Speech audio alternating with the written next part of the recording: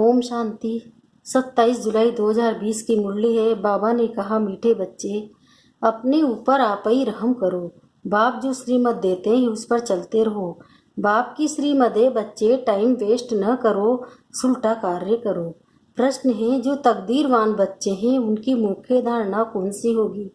उत्तर, तकदीरवान बच्चे सवेरे सवेरे उठकर बाप को बहुत प्यार से याद करेंगे, बाबा से मीठी मीठी बातें करेंगे, कभी भी अपने ऊपर बेरहमी नहीं करेंगे। वह पास विद होनर होने का पुरुषार्थ कर स्वयं को राजाई के लायक बनाएंगे। ओम शांति। बच्चे बाप के सामने बैठे हैं तो जानते हैं कि हमारा बेहद का बाप है और हमको बेहद का सुख देने के लिए श्रीमत दे रहे हैं। उसके लिए गाया ही जाता है, रहम दिल लिबरेटर। बहुत महिमा करते हैं। बाप कहते हैं, सिर्फ महिमा की भी बात नहीं, बाप का तो फर्ज है बच्चों को मत देना। बेहद का बाप भी मत देते हैं। ऊंचते ऊंच बाप हैं तो जरूर उनकी मत भी ऊंचते ऊंच होगी। मत लेने वाली आत्मा है, अच्छा व बुरा काम आत्मा ही करती है। इस समय दुनिया को मिलती है रावण की मत, तुम बच्चों को मिलती है राम की मत। रावण की मत से बेरहम हो उल्टा काम करते हैं। बाप मत देते हैं, सुलटा अच्छा कार्य करो। सबसे अच्छा कार्य अपने ऊपर रहम करो। तुम जानते हो हम आत्मा सत्व प्रधान थी, बहुत सुखी थी, फिर रावण की मत मिलने से तुम तमो प्रधान बन गए हो। अब फिर बाप मत देते हैं कि एक तो बाप की याद में रहो, अब अपने ऊपर रहम करो, ये मत देते हैं। बाप नहीं रहम नहीं करते, बाप तो श्रीमत देते हैं, ऐसे ऐसे करो, अपने ऊपर आप ही रहम करो।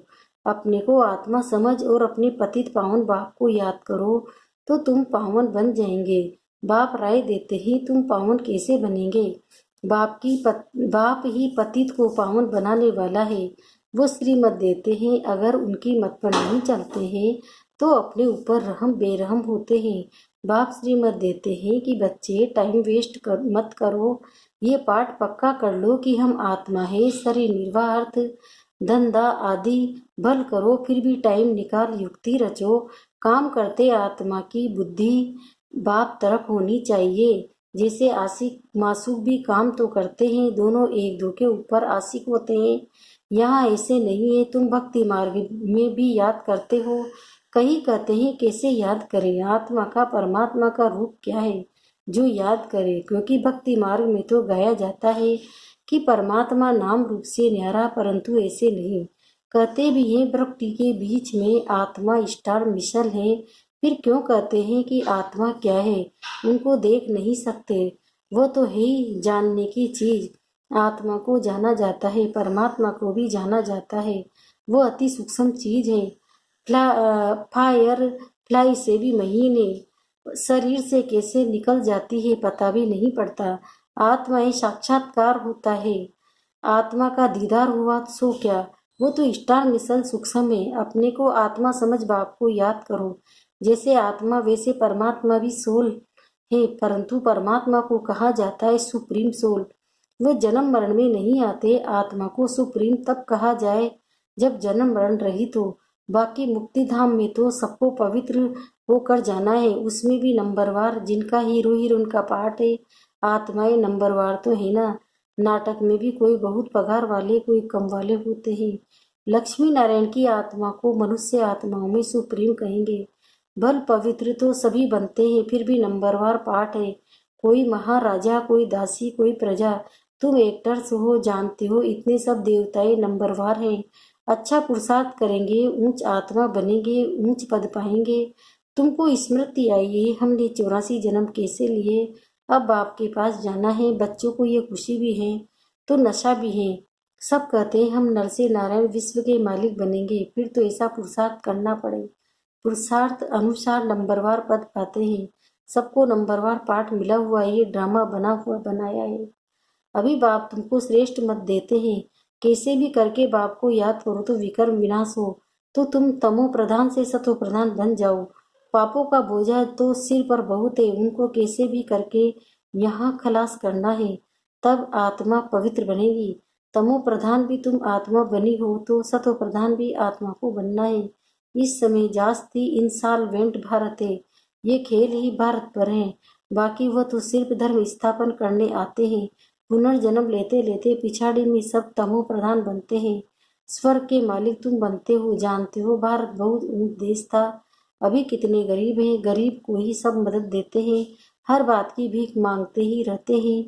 आगे जो बहुत अनाज यहाँ से आता था, अभी गरीब बने हैं तो फिर रिटर्न सर्विस हो जा रही है, जो ले गए वो उधार मिल रहा है। कृष्ण और क्रिश्चियन राशि एक ही है, क्रिश्चियन ने भारत को हक किया है, अब फिर ड्रामा अनुसार वो आपस में लड़ते हैं।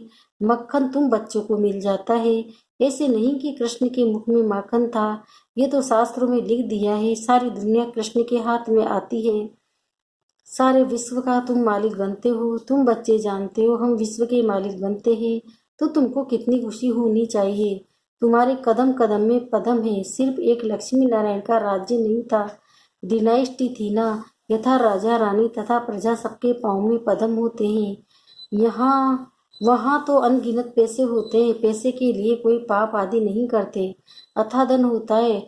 अल्लाह अवधीन का खेल दिखाते हैं ना, अल्लाह तो जो अवधीन अर्थात जो देवी देवताएं धर्म स्थापन करते हैं, सेकंड में जीवन मुक्ति देते हैं, सेकंड में साक्षात्कार हो जाता है, कारून का खजाना दिखाते हैं। मीरा कृष्ण से साक्षात्कार में डांस करती थी, वो था भक्ति मार्ग। यहाँ भक्ति मार्ग की बात नहीं, तुम तो बैकुंठ में प्रैक्टिकल में जाकर राज्य भाग्य करेंगे, भक्ति मार्ग में सिर्फ साक्षात्कार होता है। इस समय तुम बच्चों को एम ऑब्जेक्ट का साक्षात्कार होता है, जानते हो हम ये बनेंगे, बच्चों को भूल जाता है, इसलिए बेज आदि जाते हैं। अभी हम बेहद के बाप के बच्चे बने हैं, कितनी खुशी होनी चाहिए, ये तो घड़ी घड़ी पक्का कर देना चाहिए, परंतु माया अपोजिशन में वो खुशी ही उड़ जाती है।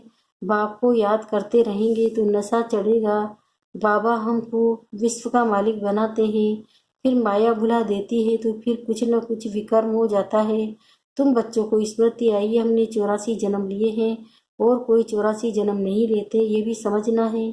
जितना हम याद करेंगे उतना पद ऊंच पद पाएंगे और फिर आप सम्मान भी बनना है, प्रजा बननी है। चैरिटी बिगिंस एट होम, तीर्थों पर भी पहले खुद जाते, फिर मित्र संबंधी आदि को भी इकट्ठा ले जाते, तो तुम भी प्यार से सबको समझाओ, सब नहीं समझेंगे। एक ही घर में बाप समझेगा तो बच्चा नहीं समझेगा, माँ बाप कितना भी बच्चों को कहेंगे पुरानी दुनिया से दिल नहीं लगाओ, और फिर भी मानेंगे नहीं, तंग कर देते हैं। जो यहाँ का सेपलिंग होगा वही फिर आकर समझेंगे। इस धर्म की स्थापना देखो कैसे होती है, और धर्म वालों की सेपलिंग नहीं लगती, वो तो द्वापर में आते हैं, उनके फॉलोवर्स भी आते रहते हैं, ये तो स्थापना करते रहते हैं और फिर सबको पावन बनाकर ले जाते हैं, इसलिए उनको सतगुरु लिबरेटर कहा जाता है। सच्चा सतगुरु एक ही है, मनुष्य कभी किसी की सदगति नहीं कर सकते, सदगति दाता एक ही है, उनको ही सदगुरु कहा जाता है। भारत को सचखंड भी वही बनाते हैं, रावण झूठा खंड बना देते हैं, बाप के लिए ही झूठ, देवताओं के लिए भी झूठ कह देते हैं, तब बाप कहते हैं ये no evil see no evil, इसको कहा जाता है वैशाल्य, सत्व शिवालय। मनुष्य समझते थोड़े ही है, वो तो अपनी मत पर ही चलते हैं, कितना लड़ना झगड़ना चलता रहता है, बच्चे माँ को पति स्त्री को मारने में देरी नहीं करते, एक दो को काटते रहते हैं। बच्चा देखता है बाप के पास बहुत धन है, देखा देता नहीं है तो मारने में भी देरी नहीं करते हैं। कैसी गंदी दुनिया है, अभी तुम क्या बन रहे हो, ये तुम्हारी एम ऑब्जेक्ट खड़ी है, तुम तो सिर्फ कहते हैं हे पतित पावन आकर हमको पावन बनाओ, ऐसे थोड़ी कहते थे कि विश्व का मालिक बनाओ। गॉड फादर जो हेवन स्थापन करते हैं तो हम हेवन में क्यों नहीं हैं। फिर रावण तुमको नरकवासी बनाते हैं, कल्प की आयु लाखों वर्ष का देने से भूल गए हो। बाप कहते हैं तुम हेवन के मालिक थे, अब फिर चक्र लगाए हेल के मालिक बने हो। फिर बाप तुमको हेवन का मालिक बनाते हैं, कहते हैं मीठी आत्माएं, बच्चों बाप को याद करो तो तुम तमो प्रधान से सतो प्रधान बन जाएंगे। तमो प्रधान बनने में आधा कल्प लगा है, बल्कि सारा ही कल्प कहे, क्योंकि कला तो कम होती जाती है, इस समय कोई कला नहीं। कहते हैं कि निर्गुण हारे में कोई गुण नहीं, इसका अर्थ कितना क्लियर है। वहाँ पे निर्गुण बालक की संख्या भी है। बालकों में कोई निर्गुण नहीं तो बालक को महात्मा से भी ऊंचा कहा जाता है। उनको विकारों का भी पता नहीं है। महात्माओं को तो विकारों का पता रहता है। तो अक्सर कितने रोंग बोलते हैं। माया बिल्कुल अनराइटिस बना देती है। गीता पढ़ते भी हैं, कहते भी है भगवान वाच काम महाशत्रु है, यह आदि मध्य अंत दुख देने वाला है। फिर भी पवित्र बनने में कितने विघ्न डालते हैं।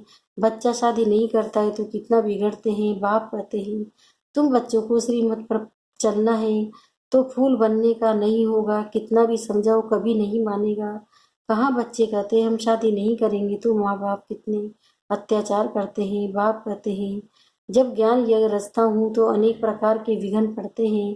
3 पैर पृथ्वी के भी नहीं देते। तुम सिर्फ बाप की मत पर याद कर पवित्र बनते हो और कोई तकलीफ नहीं। सिर्फ अपने को आत्मा समझ बाप को याद करो। जैसे तुम आत्मा इस शरीर में अवतरित हो वैसे बाप भी अवतरित है। फिर कच्छ मच्छ अवतार कैसे हो सकते। कितनी गाली देते हैं, कहते हैं कंकड़ कंकड़ में भगवान है। बाप कहते हैं मेरी और देवताओं की ग्लानि करते हैं, मुझे आना पड़ता है। आकर तुम बच्चों को फिर से वर्षा देता हूँ। मैं वर्षा देता हूँ, श्रावण श्राप देता है। ये खेल है।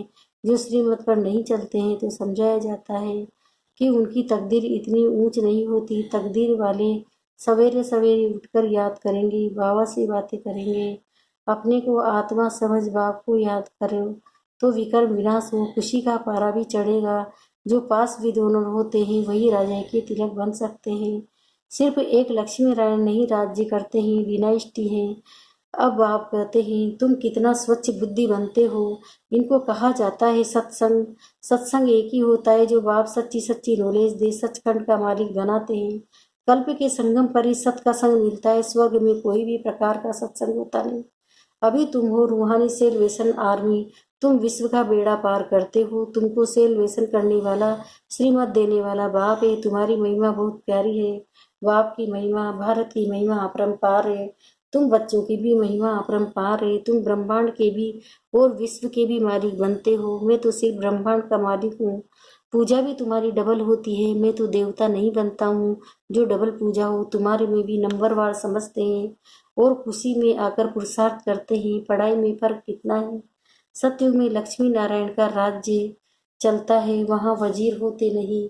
लक्ष्मी नारायण जिनको भगवान भगवती कहते हैं वह फिर वजीर की राय लेंगे क्या। जब पतित राजाएं बनते हैं तब फिर वजीर आदि रचते हैं। अभी तो प्रजा का प्रजा पर राज है। तुम बच्चों को इस पुरानी दुनिया से वैराग्य, ज्ञान भक्ति वैराग्य रूहानी बाप सिखलाते हैं और कोई सिखला न सके। यही पतित पावन सर्व का सदगति दाता है। अच्छा मीठे मीठे सिकिंदे बच्चों प्रति माता पिता बाप दादा का याद प्यार और गुड मॉर्निंग। रूहानी बाप की रूहानी बच्चों को नमस्ते। हम रूहानी बच्चों की भी रूहानी माता पिता बाप दादा को याद प्यार गुड मॉर्निंग। नमस्ते नमस्ते नमस्ते। शुक्रिया बाबा, शुक्रिया आपका पद्मा पदम, शुक्रिया। धारणा के लिए मुख्य सार है। पहला है बाप की याद के साथ साथ आप समान बनाने की सेवा भी करनी है। Charity begins at home. सबको प्यार से समझाना है। दूसरा, इस पुरानी दुनिया से बेहद का वैरागी बनना है। Hear no evil, see no evil. उस बेहद बाप के बच्चे ही वह हमें कारून का खजाना देते हैं। इसी खुशी में रहना है। वरदान, 1 सेकंड की बाजी से सारे कल्प की तकदीर बनाने वाले श्रेष्ठ तकदीर मान भव। अब इसका विस्तार बता रहे बाबा। इस संगम के समय को वरदान मिला है। जो चाहे, जैसा चाहे, जितना चाहे उतना भाग्य बना सकते हैं, क्योंकि भाग्य विधाता बाप ने तकदीर बनाने की चाबी बच्चों के हाथ में दी है। लास्ट वाला भी फास्ट जाकर फर्स्ट आ सकता है। सिर्फ सेवाओं के विस्तार में स्वयं की स्थिति से सेकंड में सार स्वरूप बनाने का अभ्यास करो।